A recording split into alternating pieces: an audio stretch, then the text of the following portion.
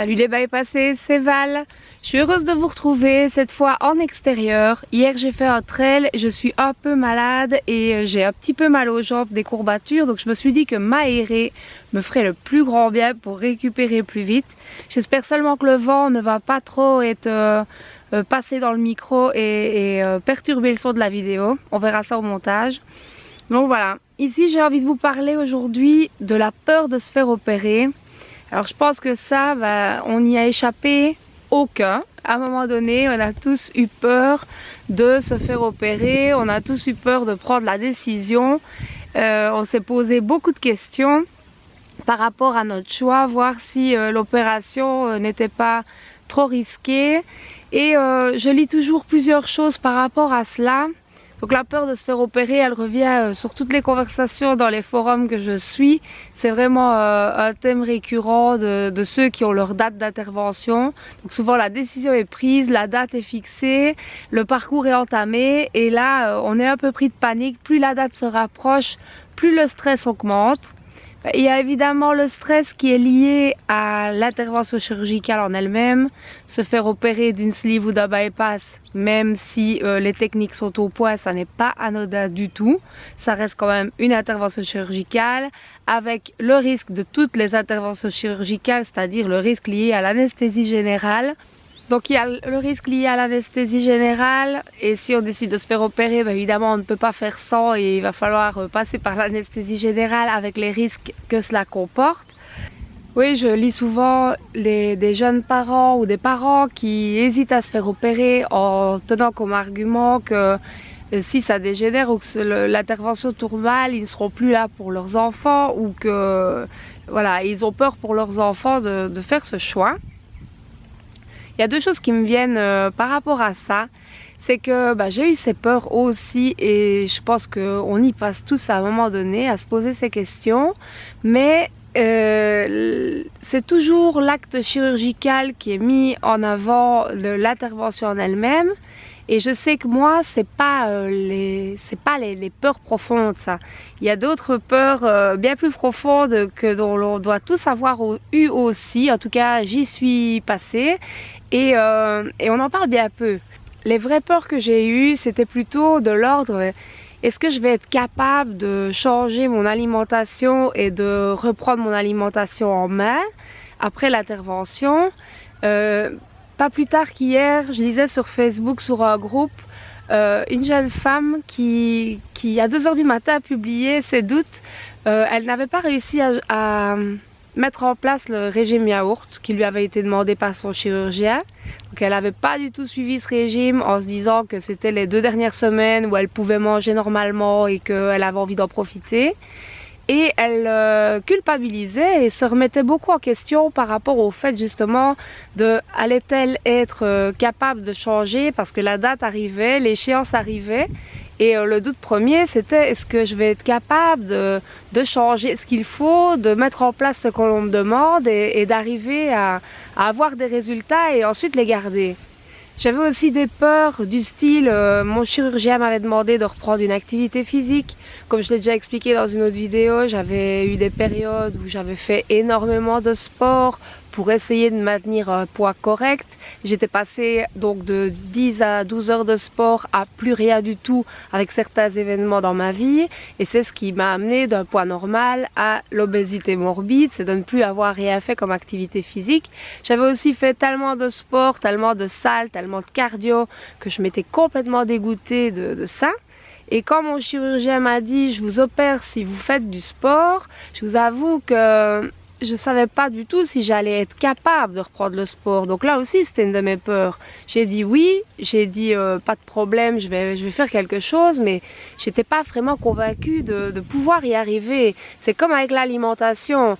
J'étais passée par tellement de périodes de yo-yo et de régime restrictif que je pensais pas pouvoir faire un effort supplémentaire. J'étais pas du tout sûre de pouvoir faire cet effort qui m'était demandé parce que la clé c'est quand même de reprendre en main son alimentation, de reprendre de bonnes habitudes alimentaires, de faire de meilleurs choix alimentaires, de manger moins industriel, moins sucré, moins gras. Donc tout ça, je vous avoue que ça me faisait vraiment peur. Et tout ça, on en parle moins. On parle toujours de j'ai peur de l'opération, mais est-ce que c'est vraiment l'opération qui vous fait flipper ou est-ce que c'est plutôt le fait de douter de vous, de vos capacités à gérer l'après? Parce que personnellement, c'est ce qui me faisait vraiment peur, c'était gérer l'après. Est-ce que j'allais en être capable? Et maintenant, avec 4 ans et demi de recul sur ça, ben, j'ai une grande partie de mes réponses. C'est que j'en suis capable et je suis capable de bien plus de choses que ce que j'aurais pu imaginer à ce moment-là.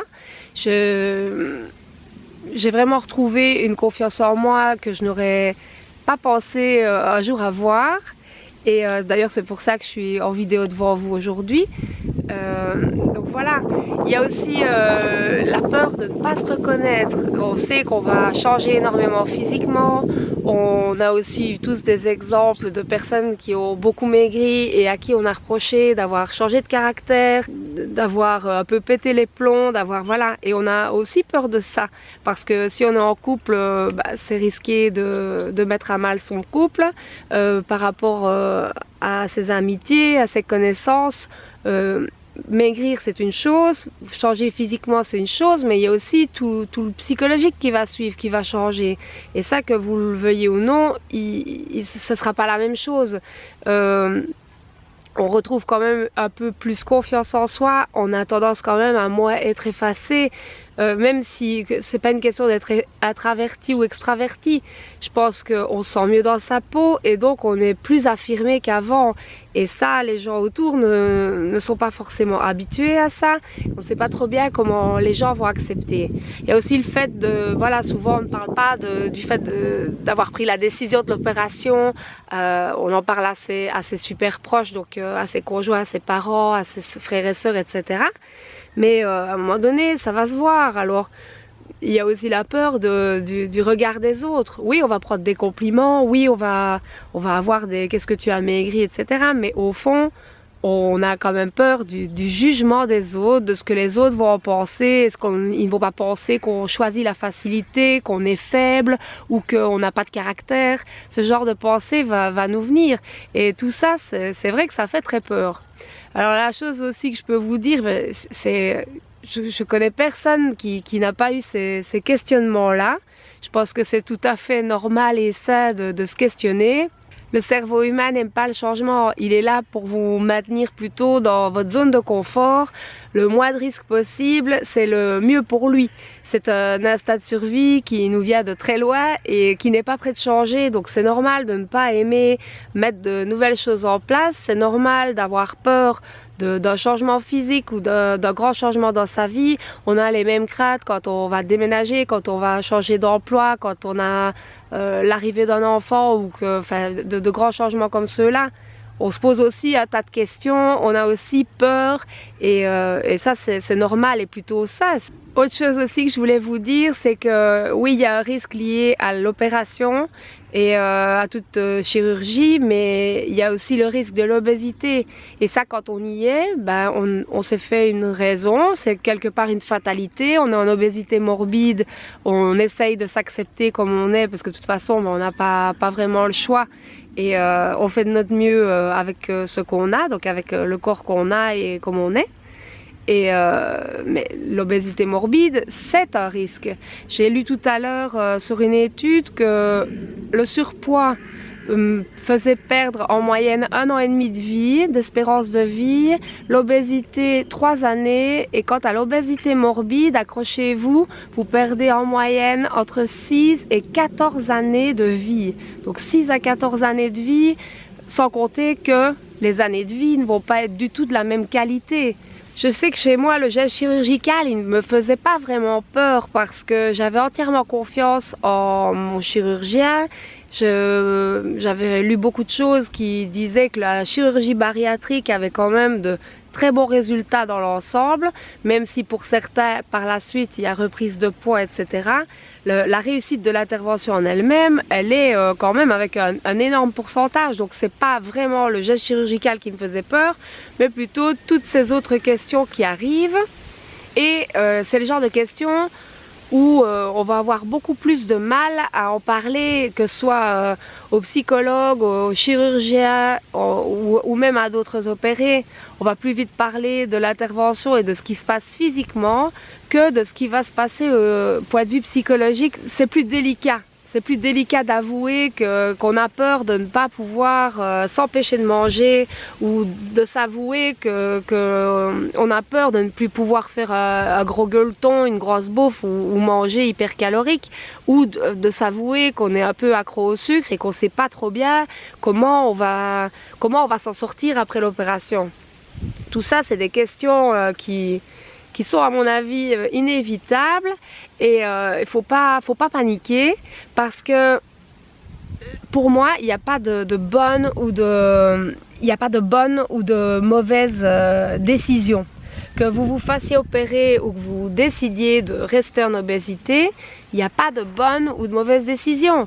Le tout, c'est de prendre une décision en connaissance de cause, c'est-à-dire voilà, faire vraiment un tour de tout ce qui vous pourrit la vie en restant en obésité, et de tout ce qui risque aussi peut-être de vous arriver avec l'intervention, ou que vous risquez peut-être de moins bien gérer. Mais en dehors de ça, il n'y aura pas de bon choix. Ceux qui décident de rester en obésité parce qu'ils ne se sentent pas capables du tout de gérer l'après, ou qu'ils ne veulent en aucun cas changer leur vie parce qu'elle leur convient comme elle est là, c'est un choix respectable. C'est respectable dans le sens où je pense pas que tous les obèses doivent être opérés, mais pour celui ou celle qui en a envie ou qui se pose des questions, déjà c'est qu'il y a une envie de changement. Et si vous avez cette envie de changement, je pense qu'il faut creuser plus loin. Et alors des certitudes, vous n'en aurez jamais. Vous aurez beau retourner le net, lire tous les bouquins, regarder des vidéos et vous renseigner partout. Des certitudes par rapport à ce qui va vous arriver, vous ne les aurez pas. Mais voilà, c'est comme je l'ai dit, il n'y a pas de mauvais choix, il suffit de faire le choix. Et après, il faut assumer son choix. Il faut se donner les moyens d'y arriver, se motiver. Mais aussi, il faut savoir qu'avant d'être opéré, on n'imagine pas à quel point on va revivre quelque part. Il va se passer pas mal de changements auxquels on n'avait pas pensé. Et tout ça, c'est pas... Vous savez, en obésité, c'est vrai qu'on ne se prive pas de nourriture, mais on se prive quand même d'un tas de choses. Vous vous privez, je sais pas moi, de rentrer dans un magasin de vêtements alors qu'un vêtement vous plaît dans la vitrine. Vous vous privez de vous baigner en vacances alors qu'il fait super chaud parce que vous n'avez pas envie de vous montrer en maillot. Vous n'accompagnez pas vos enfants à la natation, je sais pas. Vous n'allez pas marcher avec vos amis parce que vous avez peur de ralentir la marche du groupe, ou de transpirer abondamment. Vous ne réservez pas un billet d'avion parce que vous vous demandez si vos fesses vont passer dans le siège de celui-ci. Enfin, il y a un tas de trucs que vous vous empêchez de faire. C'est bien aussi de ne pas toujours être celui qui regarde les autres faire une activité, mais d'y participer. Et tout ça, on s'en rend pas compte. On se met de côté, on s'interdit un tas de trucs. Et ça, en rentrant quelque part dans la norme, en perdant du poids, on va retrouver des petits plaisirs simples que l'on ne s'autorisait pas, qu'on ne s'autorisait plus, et ça change vraiment la vie. Rien que pour ça, pour moi, ça vaut vraiment le coup. Ça vaut le coup d'essayer. Vous n'avez pas grand chose à perdre finalement. Au pire des cas, ce qu'on appelle échec, c'est quoi? C'est une perte de poids importante et puis une reprise de poids plus ou moins importante.